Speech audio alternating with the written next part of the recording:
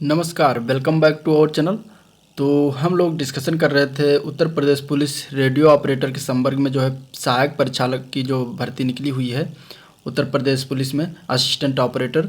तो वही घटना चक्र की बुक जो 2022 में निकाली गई सामान्य अध्ययन सामग्री में और विज्ञान का सीरीज जो है इन्होंने निकाला हुआ है। ठीक है, तो साइंस, क्योंकि साइंस इसलिए निकाला है क्योंकि इस रेडियो ऑपरेटर में जो अभी फॉर्म भरा जा रहा है और उसका भर्ती होने वाली है, इसमें जो है साइंस को अलग से ऐड किया गया है और इसमें जो है इसका विस्तार रूप से इसको समाहित किया गया है। ठीक है, तो इसलिए इस बुक को पढ़ना ज़रूरी है क्योंकि इसके पहले जो आता था वो जनरल नॉलेज या जीके में जो है जो 50 क्वेश्चन पूछे जाते थे उसी में साइंस, हिस्ट्री, ज्योग्राफी सारे क्वेश्चन रहते थे, लेकिन इसमें अलग से बताया गया कि विज्ञान के क्वेश्चन पूछे जाएगा और चैप्टर वाइज बताया गया, तो इसलिए इंपॉर्टेंट हो जाता है ये बुक बहुत ही। ठीक है, तो उसी को देखते हुए नए पाठ्यक्रम के अनुसार रेडियो ऑपरेटर के लिए घटना चक्र वालों ने विज्ञान की बुक निकाली हुई, इसका हम डिस्कशन कर रहे थे। इसका पहला चैप्टर जो है वो हो चुका है। ठीक है, पहला चैप्टर हो चुका है, आप लोग लिंक डिस्क्रिप्शन में दे दूंगा, वहाँ से देख सकते हैं या फिर चैनल पेज पर जाकर इसको देख सकते हैं। आज के इस वीडियो में हम लोग देखेंगे दूसरा और तीसरा चैप्टर, जिसमें आपका है शुद्ध गतिकी एवं गति के नियम तथा कार्य, ऊर्जा और शक्ति के बारे में। बहुत ही इंपॉर्टेंट चैप्टर है और वीडियो को एंड तक देखिएगा तभी इसका फ़ायदा जो है एग्जाम में मिल पाएगा। ठीक है, और इसको जो है अपने दोस्तों में, अपने फ्रेंड्स में जो है इस वीडियो को ज़्यादा से ज़्यादा शेयर करिए। ठीक है, जिससे कि और लोग जुड़ पाएँ और लोग को भी ये फ़ायदा मिल पाए।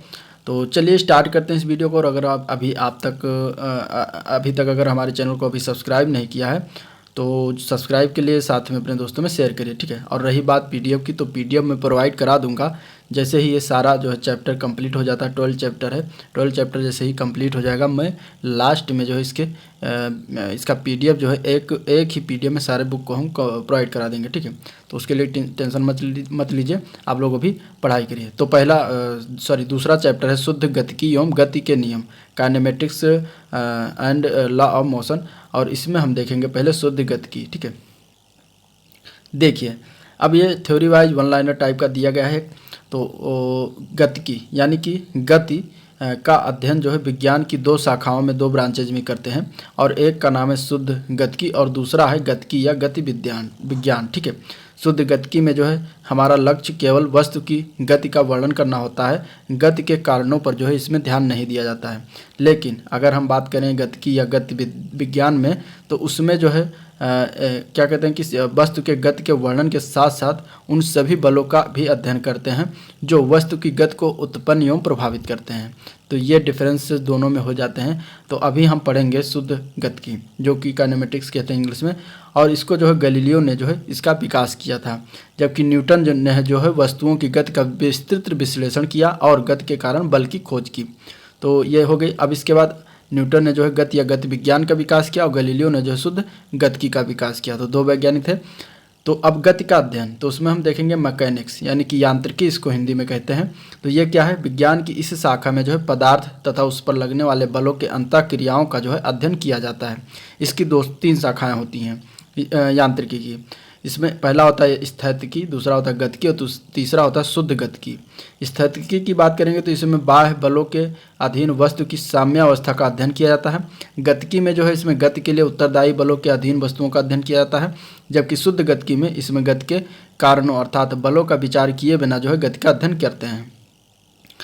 अब आगे हम देखेंगे गति के नियम। ठीक है, लॉ ऑफ मोशन। अभी तक ये थोड़ा सा डिफिनेशन हो गया, परिभाषा हो गया, उसके बारे में जानकारी दी गई।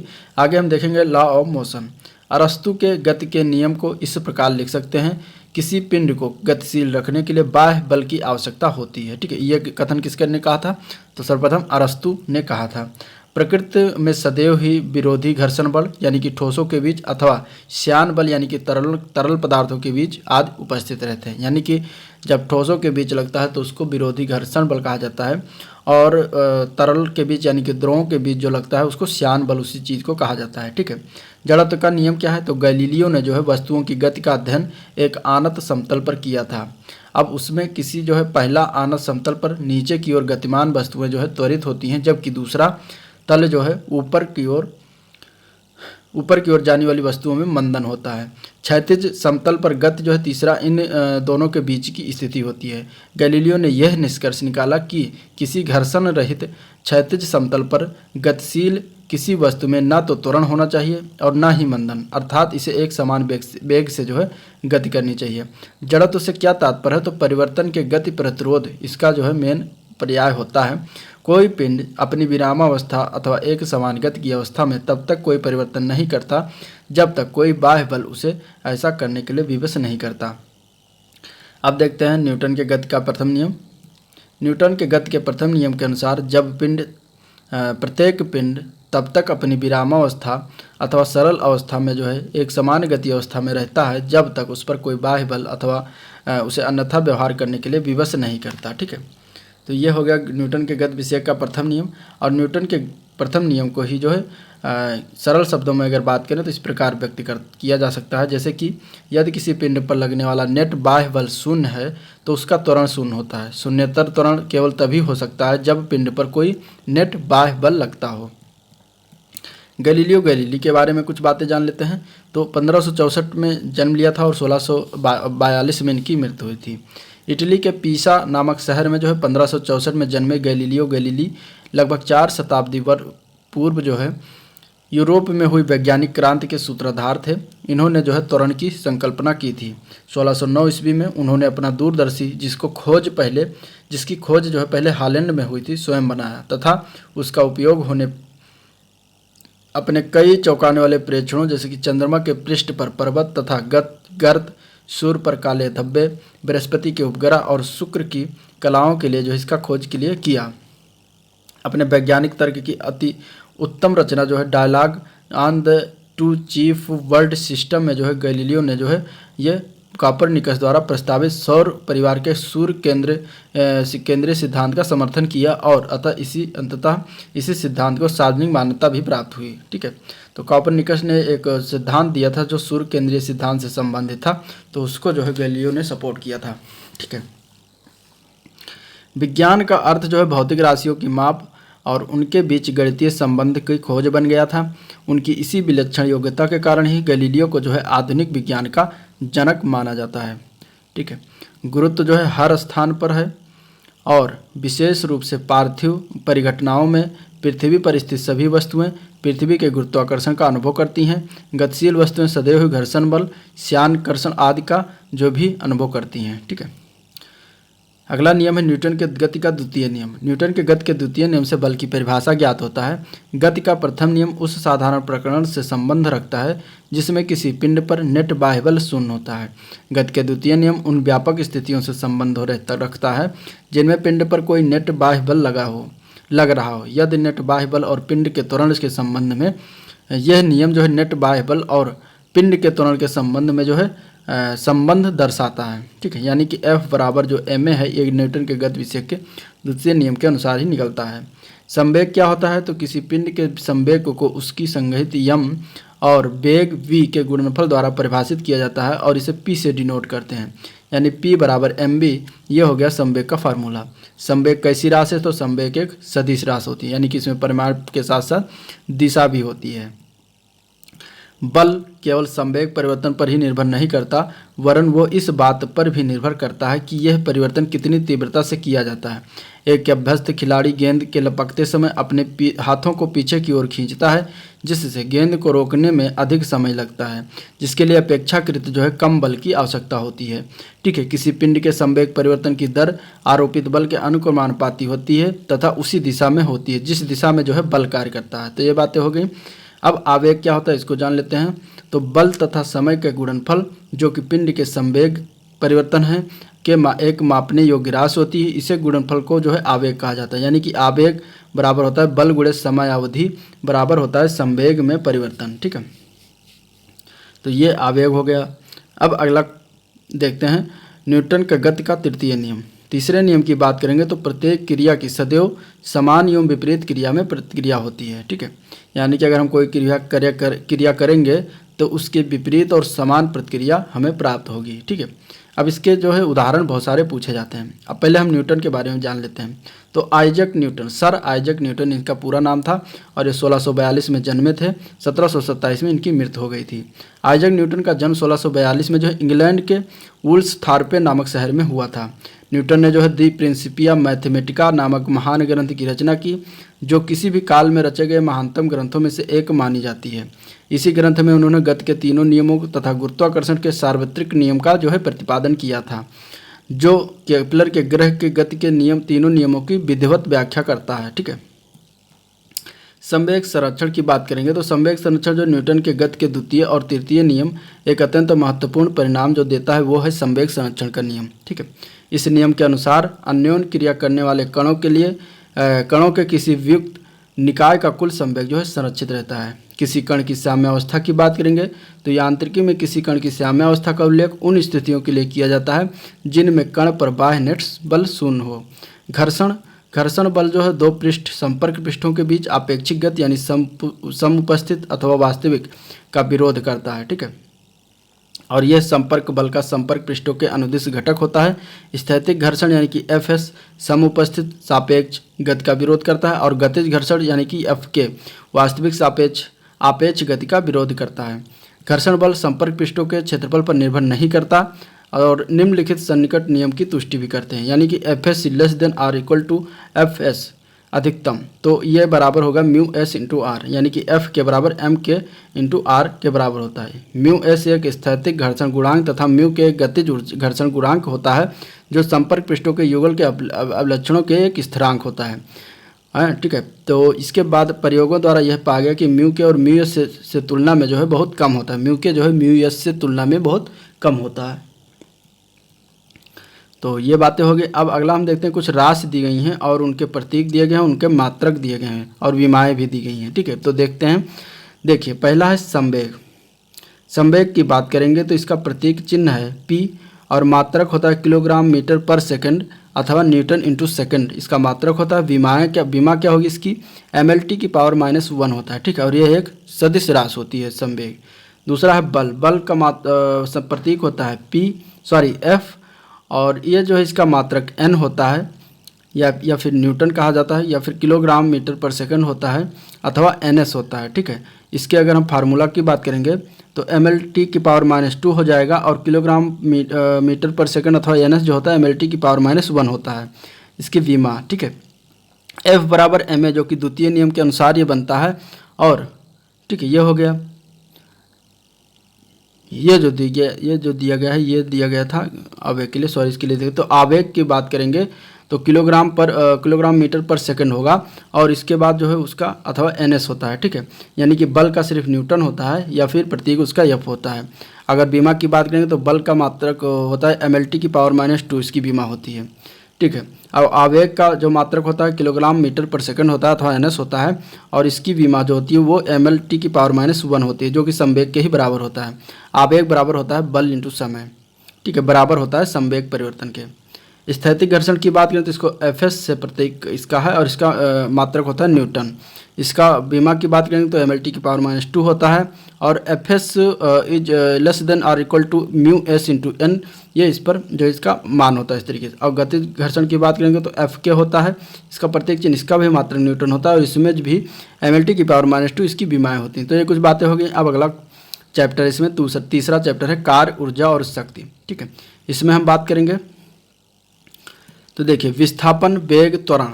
ठीक है, विस्थापन, वेग, त्वरण और इसके बाद आता है बल। ये सारी कौन सी राशियाँ किस प्रकार की, तो सदिश राशियाँ होती हैं। ये आपको याद रखना जरूरी है क्योंकि इस टाइप के क्वेश्चन जो है ज़रूर पूछ लिए जाते हैं कि ये कौन सी प्रकार की राशियाँ हैं। ठीक है, इसके बाद अगर हम बात करें तो कार्य, बल और उसके द्वारा वस्तु के विस्थापन से संबंधित होता है। ठीक है, कार्य जो है बल और उसके द्वारा वस्तु के विस्थापन से संबंधित होता है। तो ये बातें हो गई।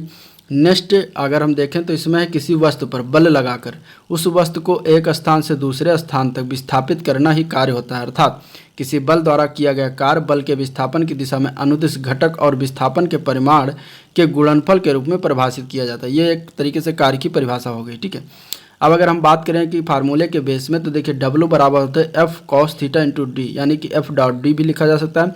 इस तरीके से W बराबर निकाल सकते हैं। कार अगर फार्मूला आ गया उसमें फल यानी F का मान दिया है, D का मान दिया है, थीटा का मान दिया गया है तो उसका मान हम लोग निकाल सकते हैं। ठीक है, अगला है यदि वस्तु का विस्थापन शून्य है तो बल का परिमाण कितना ही अधिक क्यों ना हो वस्तु द्वारा किया गया कार्य जो होता है वो शून्य होता है। यानी कि वस्तु के विस्थापन में होना जरूरी है, नहीं तो उस कार्य को जो कार्य करते हैं लोग वो शून्य माना जाएगा। अब कैसे माना जाएगा, अगर देखिए जो एक मजदूर है, मजदूर को जो टोकरी में उठाकर सामान लेकर जा रहा है, कहीं रख रहा है, तो जब तक वो टोकरी को उठाकर सर पे जब रख लेता है और चलता है तो कोई कार्य नहीं करता, ठीक है। लेकिन जब वो टोकरी को उठा रहा होता है तो उसमें विस्थापन हो रहा था तो उसमें कुछ कार्य करता है। इसके बाद वो जहाँ पर रखेगा तो वहाँ पर कुछ कार्य करेगा, लेकिन उठाकर सर पर रखकर चलने के बीच में जो है कोई कार्य नहीं करेगा। यानी वस्तु के परिमाण का कितना अधिक क्यों, लेकिन वस्तु का विस्थापन होना बहुत जरूरी, तभी वो कार्य के रूप में फिजिक्स की भाषा में जो है माना जाएगा कि कार्य हो रहा है, ठीक है। ये बातें हो गई।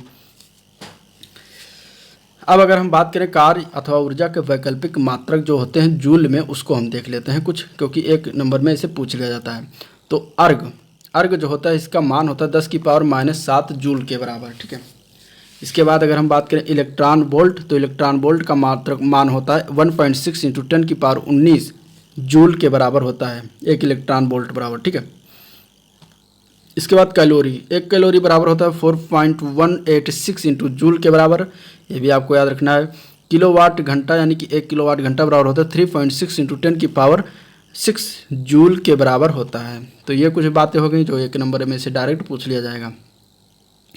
अब हम बात करेंगे गतिज ऊर्जा के बारे में। गतिज ऊर्जा की बात करें तो यदि किसी पिंड का द्रव्यमान m हो और वेग b है तो इसकी गतिज ऊर्जा क्या होगी, उसकी ऊर्जा होगी, गतिज ऊर्जा को k से डिनोट करते हैं, k बराबर होगा ½ mb × v, यानी कि ½mv² हो जाएगा। इसका फार्मूला होता है गतिज ऊर्जा का, ठीक है। इसके बाद अगर हम बात करें तो गतिज ऊर्जा कौन सी राशि है, तो ये एक अदिश राशि होती है, यानी कि इनमें सिर्फ परिमाण होता है, दिशा नहीं होती है, ठीक है। तो इस तरीके से अदिश राशि हो जाएगी। और आगे हम बात करेंगे विशिष्ट गतिज ऊर्जा के बारे में, ठीक है। तो कोई पिंड है, किलोग्राम उसका द्रव्यमान है चाल, और किलोग्राम कितना जूल में कितना आएगा, ठीक है। काइनेटिक एनर्जी यानी कि गतिज ऊर्जा कितनी होगी। तो अगर हम बात करें कार्य की, तो कार्य का द्रव्यमान लगभग 2000 किलोग्राम होता है, चाल इसका 25 मीटर/सेकंड की वेग से, इसमें जो गतिज ऊर्जा होगी वो 6.3 × 10⁵ जूल के बराबर होगा, ठीक है। धावक है, कोई एथलीट है जो दौड़ता है, वो 70 किलोग्राम वेट होता है, वो 10 मीटर/सेकंड की वेग से अगर चला तो उसमें 3.5 × 10⁻³ उसमें गतिज ऊर्जा उत्पन्न होगी, ठीक है।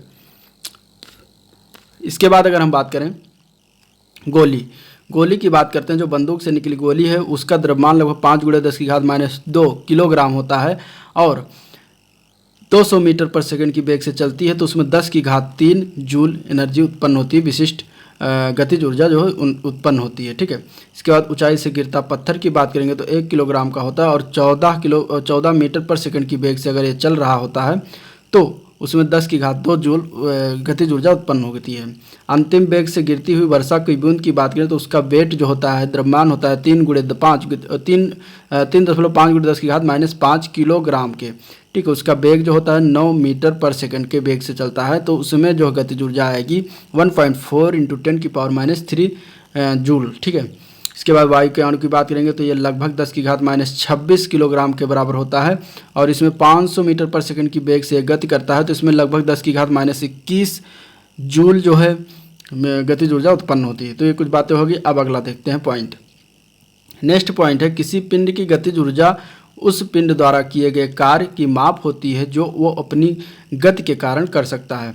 तीव्र गति से बहने वाली जल की धारा की गतिज ऊर्जा का उपयोग अनाज पीसने के लिए किया जाता है। पाल जलायन पवन की गतिज ऊर्जा का प्रयोग करते हैं। तो ये कुछ उदाहरण हो गया जो कि आपके एग्जाम में पूछे जा सकते हैं, ठीक है। तो ये गतिज ऊर्जा के उदाहरण है। अब हम बात करेंगे स्थितिज ऊर्जा की बारे में। तो स्थितिज ऊर्जा की अवधारणा यानी कि अभिधारणा की बात करेंगे तो सबसे पहले हम उसी को देखते हैं, ठीक है। देखिए, अगर हम स्थितिज ऊर्जा की अवधारणा की बात करेंगे तो इसमें आएगा कि स्थितिज यानी कि शब्द जो है, ये स्थितिज शब्द जो है किसी कार्य को करने की संभावना या क्षमता को व्यक्त करता है। स्थितिज ऊर्जा जो है एक की धारणा जो है संग्रहित ऊर्जा से भी संबंधित होता है, यानी कि कोई ऊर्जा जो संग्रहित होती है उसे स्थितिज ऊर्जा कहा जाता है। जैसे कि किसी खींचे हुए तीर कमान के तार यानी कि डोरी की ऊर्जा जो होती है वो स्थितिज ऊर्जा में रहती है, लेकिन जब इसे ढीला छोड़ा जाता है तो तीर जो है तीव्र चाल से दूर चला जाता है, तो यही स्थितिज ऊर्जा जो है गतिज ऊर्जा में कन्वर्ट हो जाती है, ठीक है। पृथ्वी को भूपृष्ठ पर जो है भ्रंश रेखाएं संपीड़ित कमानियों के सदृश जो है होती हैं, उनकी स्थितिज ऊर्जा बहुत अधिक होती है। जब ये भ्रंश रेखाएं फिर से समायोजित हो जाती हैं तो भूकंप आता है, ठीक है।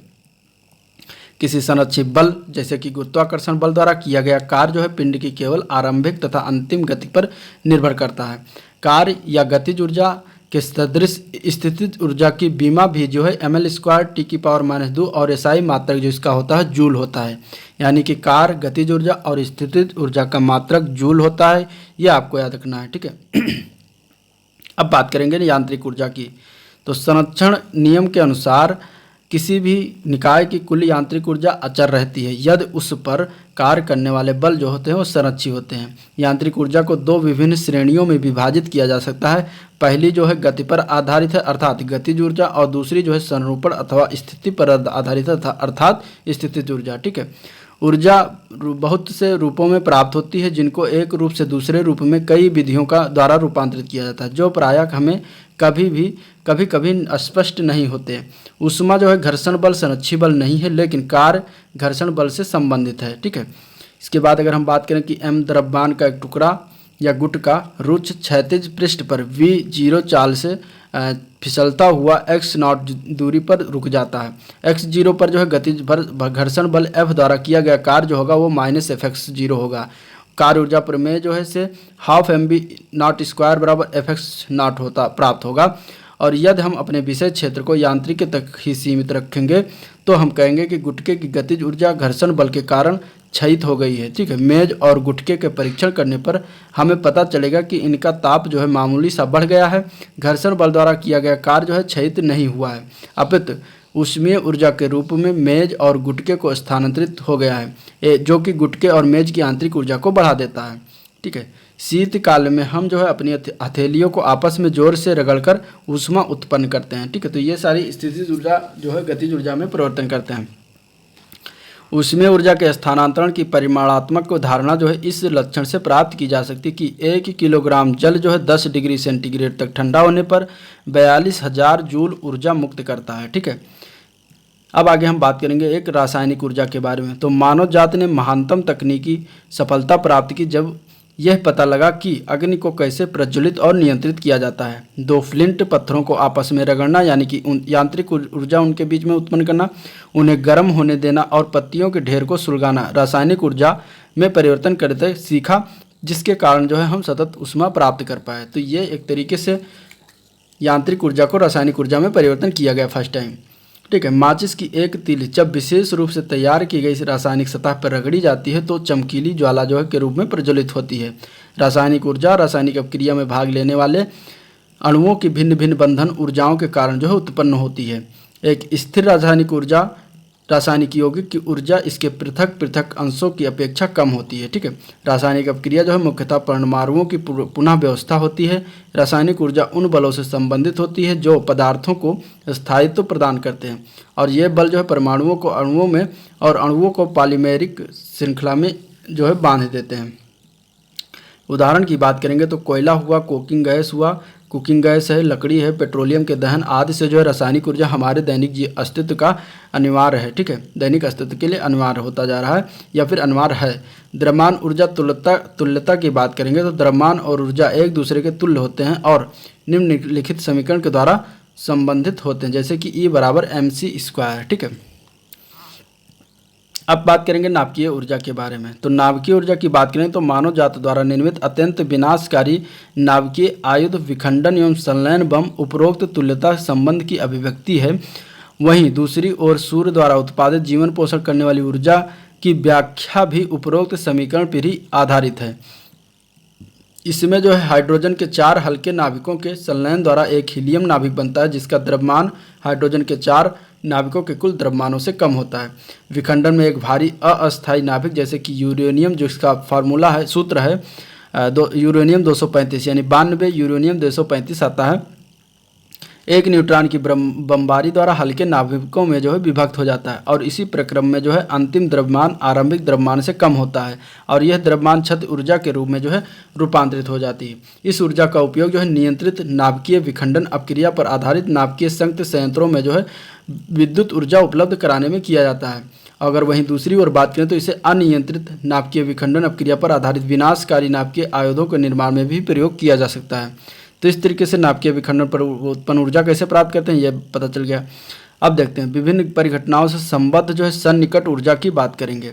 तो अगर हम बात करें बिग बैंग से निर्मुक्त ऊर्जा कितना ऊर्जा निर्मुक्त होती है तो 10 की घात 68 जूल ऊर्जा निर्मुक्त होती है। आकाशगंगा द्वारा अपने जीवन काल में उत्सर्जित रेडियो ऊर्जा कितनी है?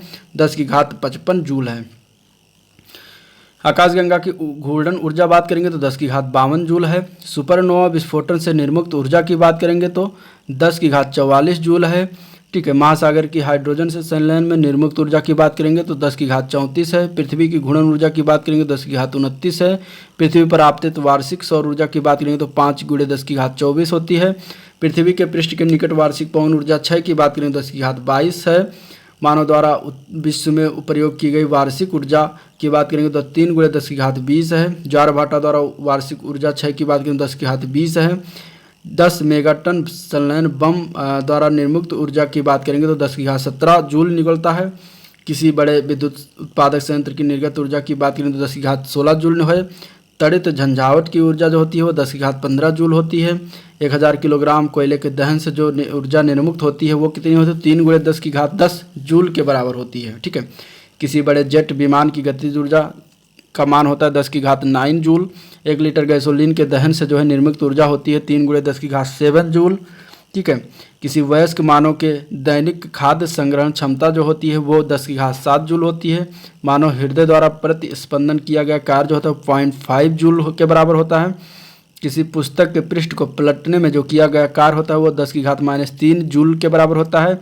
पिस्सू का फुदकना जो होता है वो 10 की घात -7 जूल के बराबर होता है। किसी न्यूरॉन यानी कि तंत्र कोशिका विसर्जन में आवश्यक ऊर्जा जो होती है वो 10 की घात -10 जूल के बराबर होता है। किसी नाभिक में प्रोटॉन की विशिष्ट ऊर्जा जो होती है वो 10 की घात -13 जूल के बराबर होता है। किसी परमाणु में इलेक्ट्रॉन की विशिष्ट ऊर्जा की मान होता है 10 की घात -18 जूल के बराबर। डीएनए के एक आबंध को तोड़ने के लिए आवश्यक ऊर्जा जो होता है वो 10 की घात -20 जूल के बराबर होता है। अब अगर हम बात करें ऊर्जा संरक्षण के सिद्धांत की, तो किसी भी निकाय की कुल यांत्रिक ऊर्जा संरक्षित रहती है यदि इस पर कार्य करने वाले बल संरक्षी। यदि कार्यरत कुछ बल संरक्षी है तो यांत्रिक ऊर्जा का कुछ अंश दूसरे रूपों जैसे कि ऊष्मा, प्रकाश और ध्वनि ऊर्जाओं के रूप में रूपांतरित हो जाता है। ऊर्जा एक रूप से दूसरे रूप में रूपांतरित हो सकती है, परंतु किसी विलगित निकाय की कुल ऊर्जा नियत रहती है। ऊर्जा ना तो उत्पन्न की जा सकती ना ही नष्ट। कार्य और ऊर्जा की भांति शक्ति भी एक अदिश राशि है। ठीक है, यानी कि शक्ति भी एक अदिश राशि होती है और इसका सही मात्रक जो होता है वो होता है वाट। विमा इसकी होती है ml² T⁻³ ठीक है, इसके बाद 1 वाट का मान जो होता है 1 जूल × सेकंड के बराबर होता है। शक्ति का पुराना मात्रक की बात करेंगे तो अश्व शक्ति होता है इसका पुराना मात्रक। ठीक है, एक अश्व शक्ति यानी हॉर्स पावर यानी HP बराबर होता है 746 वाट के। ठीक है, गतिशील न्यूट्रॉनों का मंदन की बात कर लेते हैं। तो किसी नाभिकीय रिएक्टर में जो है तीव्रगामी न्यूट्रॉन विशिष्ट रूप से जो है वेग उनका 10 की घात 7 मीटर पर सेकंड होता है को 10 की घात 3 मीटर पर सेकंड के वेग से तक जो है मंदित कर दिया जाना चाहिए ताकि नाभिकीय विखंडन अपक्रिया में न्यूट्रॉन की यूरेनियम के समस्थानिक जो होता है यूरेनियम 235 से अन्योन क्रिया करने की प्रायिकता उच्च हो जाए। और सिद्ध कीजिए कि न्यूट्रॉन एक हल्के नाभिक जैसे ड्यूटेरियम या कार्बन जिसका द्रव्यमान जो है न्यूट्रॉन के द्रव्यमान का मात्र कुछ गुना है, जिसे प्रत्यास्थ संघट्ट करने में अपनी अधिकांश गतिज ऊर्जा की ओर क्षति कर देता है। ऐसे पदार्थ प्रायः भारी जल DTO अथवा ग्रेफाइट जो न्यूट्रॉनों की गति को मंद कर देते हैं उन्हें मंदक कहलाते हैं। यानी मंदक के रूप में 2 चीज़ें इस्तेमाल की जाती हैं, एक होता है भारी जल जिसका फार्मूला DTO होता है। ठीक है, और एक होता है ग्रेफाइट जी। तो ये 2 चीज़ें आपको याद रखना है जो कि मंदक के रूप में प्रयोग किया जाता है। ठीक है, कार्य ऊर्जा प्रमेय के अनुसार की बात करेंगे तो किसी पिंड की गतिज ऊर्जा में परिवर्तन उस पर आरोपित कुल बल के द्वारा किया गया कार्य होता है, यानी कि Kf - Kt = W नेट। ठीक है, W यानी कि वर्क इसको डिनोट करते हैं। कोई बल संरक्षी कहलाता है यदि उसके द्वारा किसी पिंड पर किया गया कार्य पथ पर निर्भर न करके केवल सिरे के बिंदुओं पर निर्भर करता है अथवा बल द्वारा किया गया कार्य शून्य होता है।